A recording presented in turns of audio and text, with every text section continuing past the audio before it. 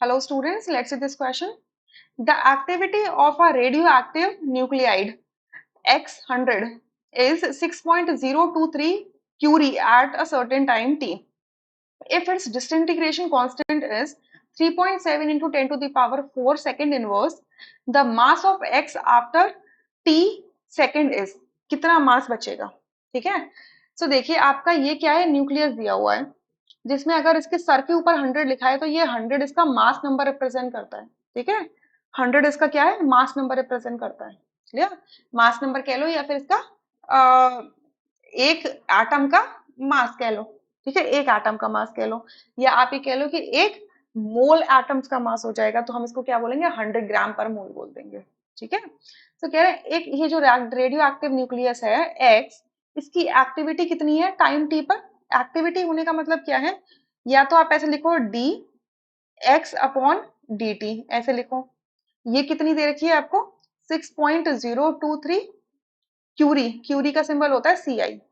या फिर इस चीज को आप कैसे लिख दो कि इट इज इक्वल्स टू क्या है आपका, एक्टिविटी है ए, इसको ऐसे लिख दो। एक्टिविटी है ए फॉर एक्टिविटी, और एक्टिविटी किसकी है, एक्स की एक्टिविटी है। ठीक है, अच्छा, तो मैं इसको ए के फॉर्म में लिख लूं।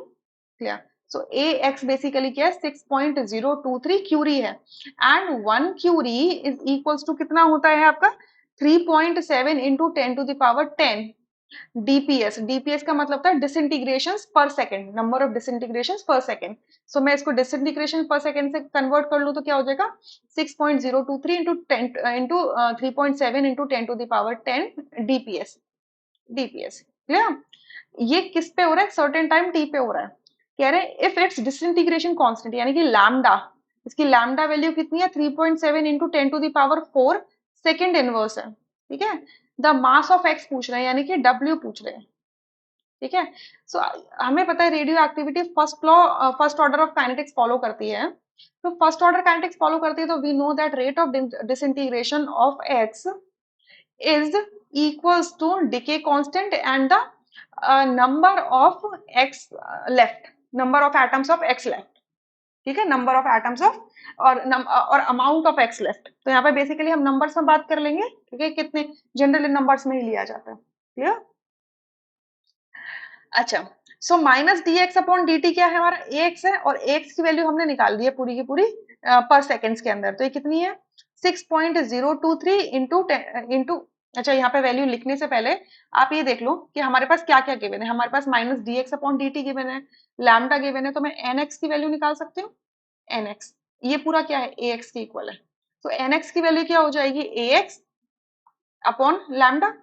ए एक्स की वैल्यू क्या है, 6.023 into 3.7 into 10 to the power 10 to the power 10 DPS, disintegration per second.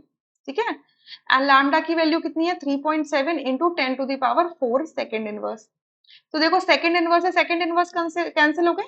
ठीक है, 3.7 से 3.7 बचा क्या, 6.023 into 10 to the power 6।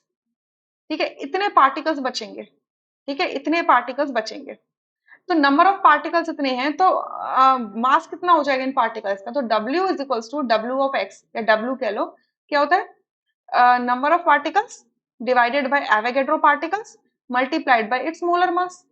Clear, so particles कितने, 6.023 इंटू 10 टू दावर 6 है। मोलर मास कितना हो जाएगा इसका, 100 gram per mole, 100 gram per mole. Clear, and Avogadro constant होता है 6.023 into 10 to the power 23 mole inverse. Clear, यही होता है। अब बस करो इसको सॉल्व। 6.023 से 6.023 कैंसिल हो गया। ठीक है, न्यूमरेटर में क्या है, 10 टू दावर 9 और सॉरी 10 टू दावर 8, 6 प्लस 2 8, और डिनोमीटर में क्या है, 10 टू दावर 23। तो इसको सॉल्व करेंगे तो कितना आ जाएगा, 1 इंटू 10 टू दावर माइनस 15 ग्राम। इतना मास बचेगा आफ्टर टी टाइम पे। सो आपका थर्ड ऑप्शन करेक्ट है, बाकी सारे ऑप्शंस क्या हैं, इनकरेक्ट है। I hope you understood this question. Thank you.